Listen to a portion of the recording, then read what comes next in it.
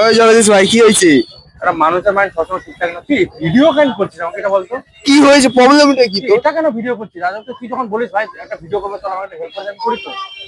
না তুই হঠাৎ করে রেগে যাবি কেন, কি হচ্ছে আমি কি? বসে আছি তুই ভিডিও করবি? দেখ ভাই কি হয়েছে বল, মন ভালো থাকবে। মন ভাই খুলে, কিছু মন খুলে কথা বল। তখন একটা বন্ধুটা খারাপ মন খুলে শেয়ার কর ভাই, সব ঠিক হয়ে যাবে। বল না কি হয়েছে, কি হয়েছে সেটা বল, একটু শেয়ার কর ভাই। এ ভাই ছাড় না, বস না, শান্ত করে খেতে আসছিস খা। বল না ভাই কি হয়েছে। তুই ভিডিওটা বন্ধ করবি?